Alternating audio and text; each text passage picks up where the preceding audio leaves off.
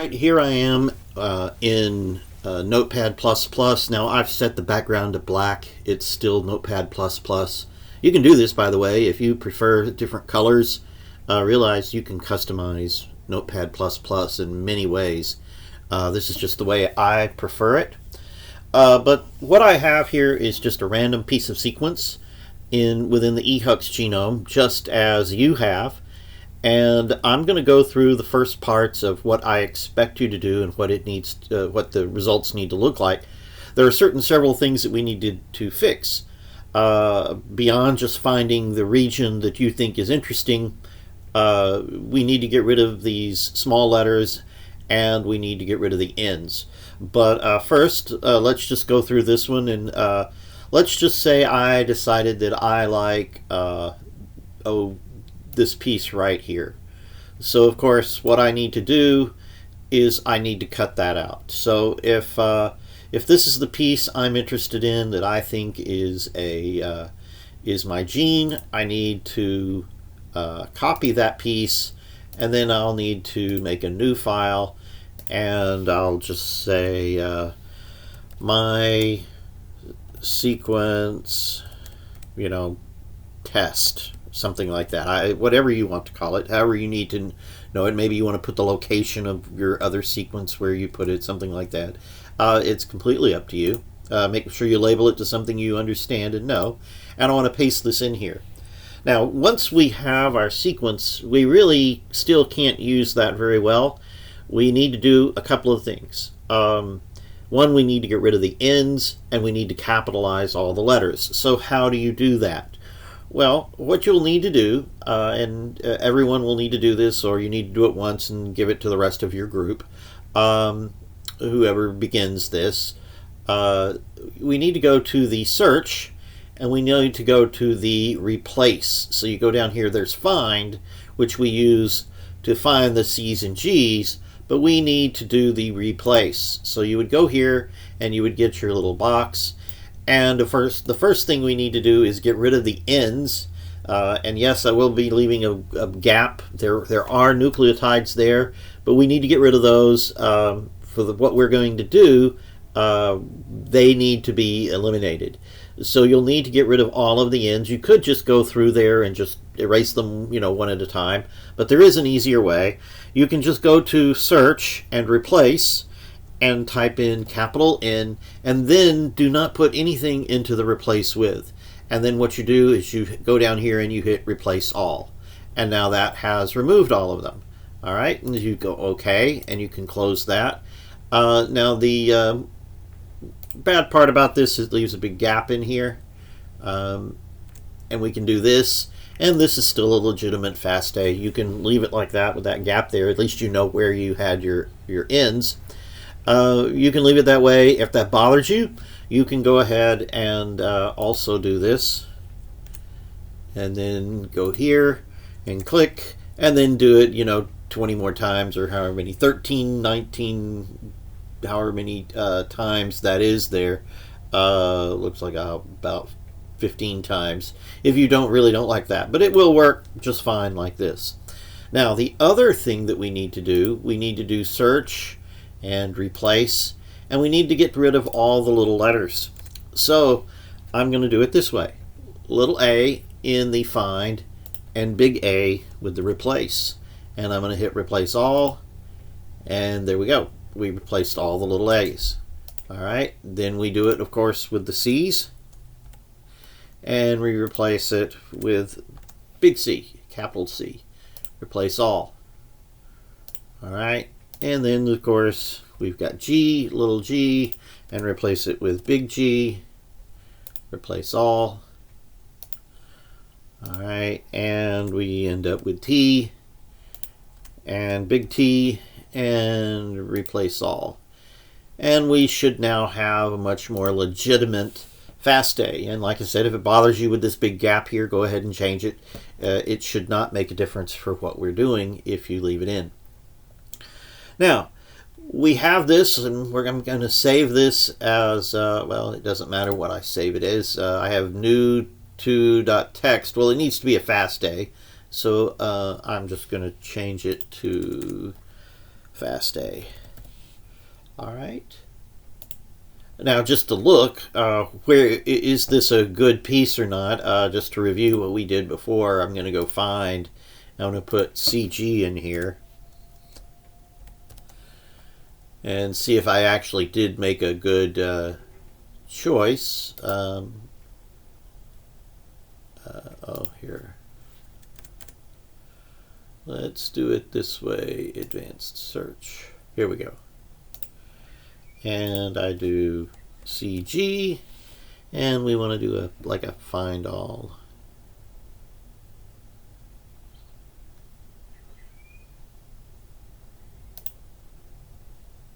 All right, and here we have down here at the bottom, it'll give us another version with all our CGs. So let's see if I can bring that up here.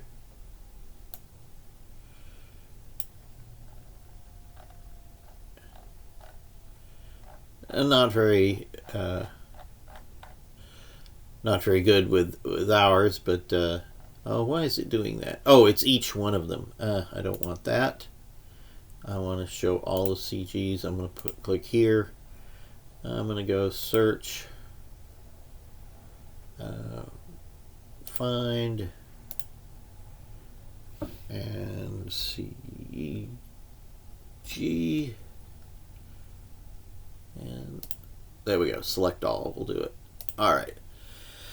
So here, this is not good coloring for this, but this is probably not a good search. My coloring here, because I've changed my colors here. But let's do the find again, and let's do a CG. Maybe we'll get a little better results. Not really. So mine is not a good choice. I haven't chosen a good piece. I just randomly chose some pieces and didn't do the CG. So we'll see what mine does. Mine will be worse than yours. It's unlikely that I will find anything. This probably is not a gene, or if it is, maybe this is the promoter and the gene was a little further down. But I wanted to show you how to clear everything, and then also how to do the next part, which is to use BLAST to find if there's any function in these. Now, in mine, I am pretty sure I'm not going to find anything. If you find more than I find, then you're doing it right. In other words, I'm going to find very little. You may find a lot more than I do. That means you're probably doing it right. This is designed to essentially not be anything. All right, so now that I have this done, and this is called new to FASTA. Let's see, where did I save that? I'm going to save it to the desktop. And let's see, here we go. Now, I'm going to go to the NCBI, and we want to go BLAST. All right, so I'm going to go there, and I want nucleotide BLAST, and we should get this. So find nucleotide BLAST. You can go to Google and go NCBI BLAST in or BLAST, and you'll get here one way or the other. We've done this before. And I'm going to upload my FASTA file, and of course I put it in desktop and I called it new to FASTA. So here we go. Now the first thing you want to do with this, and the thing is, I realized about a month ago that they actually have put eHuks into the NCBI. So they have loaded it in there over the summer. I was not aware of it. So this was going to help you out a lot, and it's going to let you do something that you normally would not be able to do if this were truly raw sequence from a new organism. You're actually going to be able to probably find your sequence, or the region in your sequence in the genome of eHuks, which will actually make it easier for finding your actual gene. But we're not going to focus on the gene. I want you to find it, but as in the gene being between the start and stop codon. We've done that before, so I'm not actually that interested in you redoing that again. This will help you, but let me show you what I'm talking about. They now have the eHuks genome in here. So what we want to do to begin with, you want to put in search just that genome. We know this is the EHUX genome, so let's go search it. And the way you do that is you go EMI, all right, and it should be the second one here is the one you want. Emiliania Huxleyi. All right, that's the one. It's numbered 2903 is your taxonomy ID here. So right here, this is what you should find. Just type in EMI and it should be the second one down. So this is, for first thing you need to do is you're going to take that sequence that you've chosen. So one of you needs to do this. There'll be some other things here that I'll talk about that a different person will need to do. But one person at least needs to do this.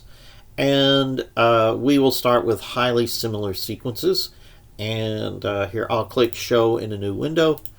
And we'll go do this.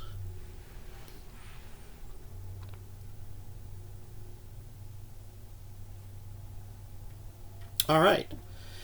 And actually, it came up with more than I thought. It came up with a potential hypothetical protein, partial RNA. So this is good. What this means is you can use this, and I really wasn't expecting this. I expected this to be random sequence with no gene there, and be in the middle, in between some two genes or something.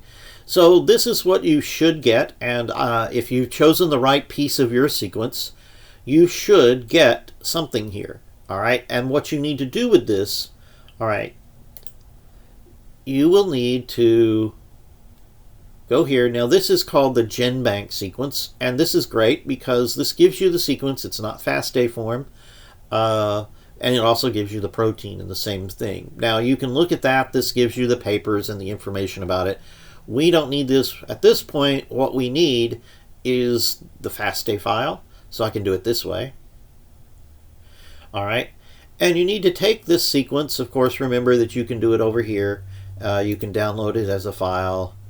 I always get the GI, and you can create your file.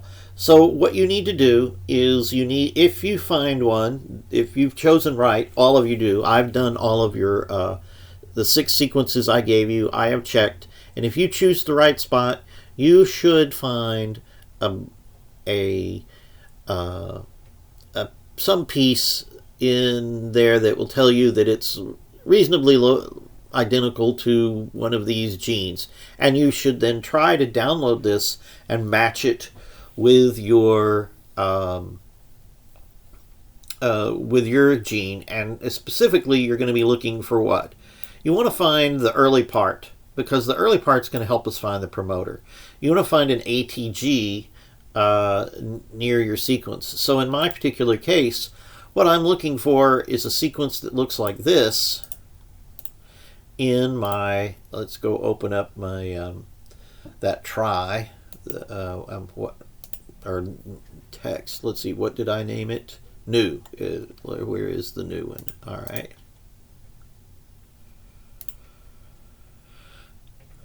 All right, I want to find that early piece. Oops. If I can, inside of this. All right, so I'm going to go copy, and I want to look in here and see if that piece isn't in here. It may not be.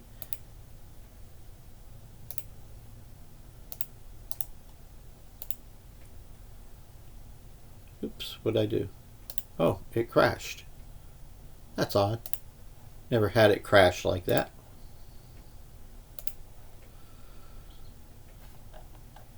Let's go back to our new.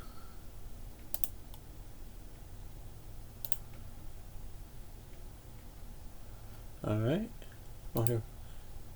Find.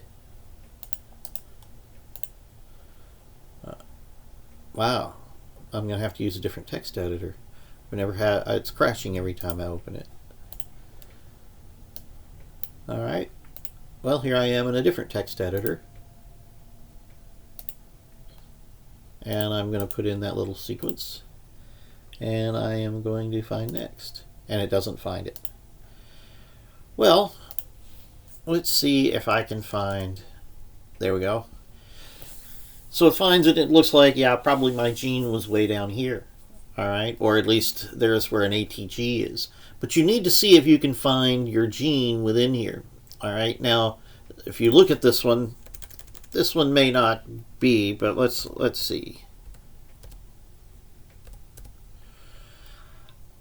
It's very likely that what I did is I just pulled in the early part of the gene, and maybe here's an ATG, I don't know, but you will need to see if you can locate the most likely place for a start and stop codon. If you can find the, this would tell you then maybe I should have, instead of this piece, I should have moved down, and you know, you had a larger sequence, maybe you should have moved down a little bit and found the smaller one. Do your best. You may not find the exact gene, especially if you take out ends. Ends are going to be throwing a monkey wrench in here. And the one they put into the NCBI is not the identical sequence that I drew from.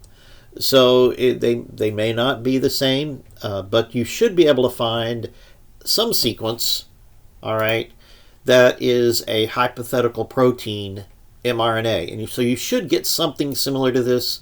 So you need to at least report this. Even if you don't find the exact start and stop codons, you need to report what you did find. And so this is a hypothetical protein, partial mRNA. So what they did was they gathered all the RNAs and they searched the genome and they found this one, and a piece of this matches what you found. In other words, what you picked out as a partial sequence. So report this. It does not mean that this is going to actually be the piece you have. Remember, there's a lot of repetitiveness, and there are whole mRNAs, whole genes that are partial duplicates of others, like GPX1 and GPX2. So it may not be the same one, but do your best on finding this one. All right, finding your hypothetical protein that seems to match some piece of yours. All right, and report that. Now, the next part that you need to do is we want to compare this. We're really looking for function. And of course, a hypothetical protein doesn't tell us what its function is. So another person should work on the second part of this, and they need to be looking for function. So to do that, we want to now use our thing, but we want to exclude the EHUX. We need to exclude this one, all right? But we want to include others. So I want to add an organism, and the one I want to add, there is an organism. It's the closest algae genome to EHUX, and so it's also been sequenced. We want to see if maybe we can find something in that that has a piece that's similar that is already known. So it may have a known function and it has some similarity. So the one you do for that, this second person needs to, if you've ever heard of Pavlov's dogs, type in PAVL, all right, and the one you want is the second one here, Pavlovacine, something like that. Here we go. This is the one. Now we want to leave this one included, so don't click here, but you want to exclude in this search this one. Now, highly similar is probably not going to work. You can try it, but probably what you're going to want to do is click here on somewhat similar. All right, you can try all three, and in fact, you probably should on all of them, just to see what you get, and then pick the one that has the most information. But I am fairly certain that we're going to have to use somewhat similar sequences once we move out of the EHUX genome. So I'm going to go BLAST, and we're going to wait here, and we're going to see if there's something in this other genome that's close to EHUX. It would be like searching between humans and a monkey or something, and we don't get anything. All right, so I'm not that surprised. You should get something, all right, if you look around enough. So we exclude that one and search in that one. You actually don't have to exclude it if you choose just this one, but since it was up here, I wanted to show you how to exclude it. Well, we don't find anything in this one that's close. I'm going to do more dissimilar, so I'm going to move up one and see if we get anything in this one.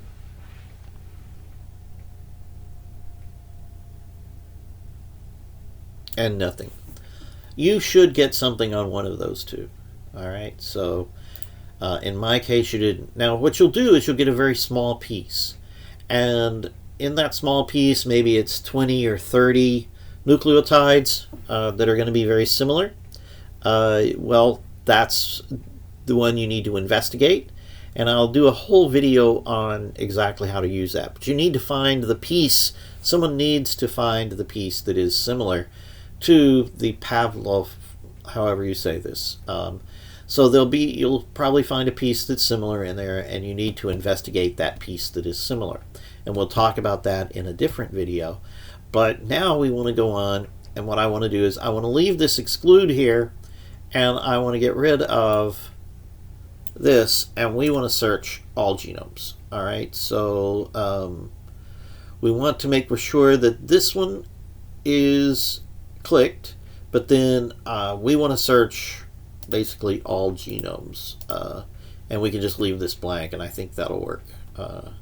And we still want to probably search here. Highly similar is I'll start with highly similar. But what we're going to be doing here is we're going to exclude EHUX, and we're going to actually, you know what? Why don't we do it this way? This is easier. We've looked at Pavlov, so why do we need to look? Why do we need to look at it again? So let's exclude that one as well. But we're going to search, all right, all other organisms.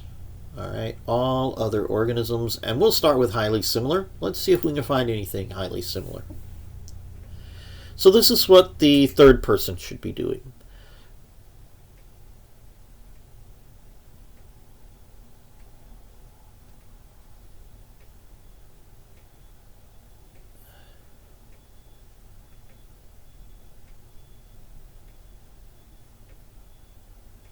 And this takes a while because we are searching every genome known.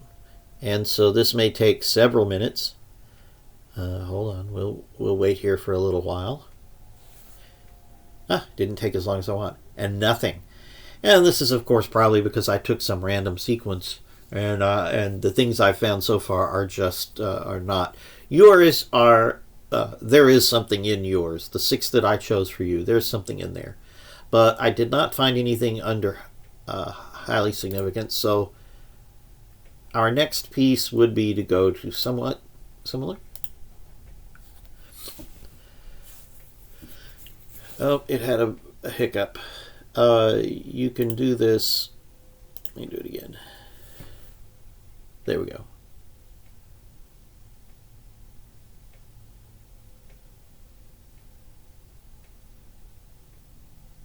Now, this does have hiccups. Sometimes you just redo it. This thing it's online, and it will give you that red message. Just do it again. But so once you've found your sequence and you've turned it into, you've gotten rid of all of the ends and you've capitalized everything, take your FASTA, all right, of your region that you think is reasonable. And here is something you should get something with.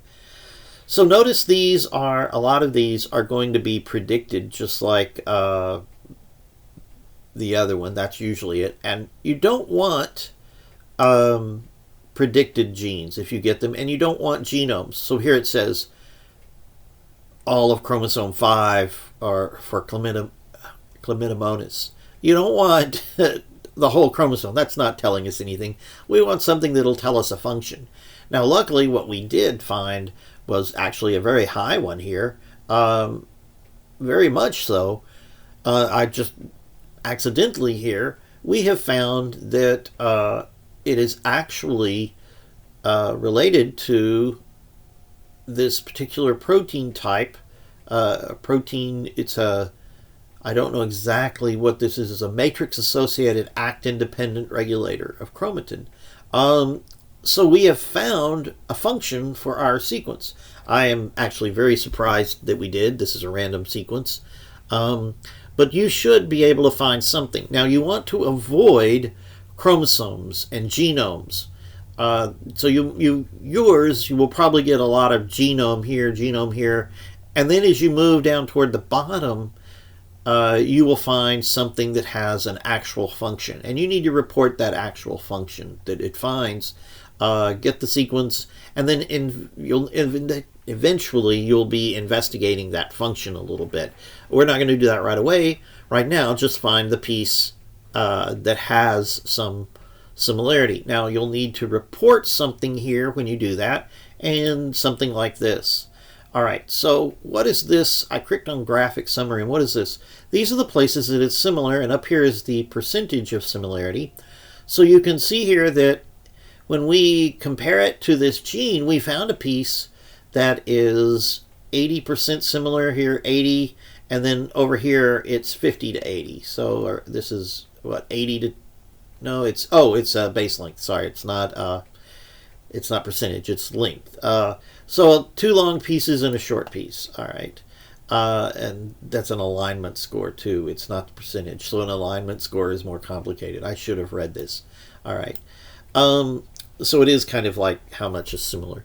But it has alignment score is a combination of both length and similarity. So this is even better than I thought it was. You'll need to report this. All right. So eventually what you'll do is, now this is not right now, but you'll need to go in here and find these pieces, and we'll be searching and analyzing these for function. So this first part is we're looking at the regular gene, and we're looking at to see if we can figure out some functions of this sequence. In other words, when you go and sequence something, not only do you want to find the gene, but you want to find out what it does. And so what we're doing is we're slowly kind of looking at it in a different way than we have before. We are going to compare our sequence here to other genes that are out there. And since this is a gene, a region that was found to be have the structure of a gene, it looks like a gene, it comes after a CPG island, that sort of thing. But of course, the computer didn't know what it was. It wasn't similar to any one particular gene enough for the computer to say this is what it does. That doesn't mean we can't go in as humans and do some things that the computer didn't. And this is what we're doing here. We are doing exactly that. So in the next part of this exercise of Project 3, we'll be looking to see if we can't figure out maybe if these small regions have local functionality. So is this a binding site to the nuclear membrane? Is this a site that maybe catalyzes ATP to ADP? Is this a piece, what we can find is we will be able to find out some local functionality. Most proteins have more than one function. All right, that is also important to understand. And so we may not find the exact function. And remember, different parts of the protein do different things. One part may stick to the DNA. One part may read the sequence, like RNA polymerase. So you have a part that attaches to the DNA, another part that actually does the reads the sequence, and then another part that produces. So different regions. And so what we find is genes actually are very similar in small locations, especially like binding. There'll be a certain motif, a lot of times they'll call them, of a proteins that say, for instance, bind to DNA. There is something called zinc fingers. You may have talked about something like that in molecular. And what you'll be able to find is you'll find a place in here, maybe say this, that produces the structure called a zinc finger. Now that's beyond this course. But what we need to do is in bioinformatics is identify some of these functions within our protein. So here, this piece, I was not expecting to actually have it be this successful here. But we found 3 small segments that we can go and actually look for functional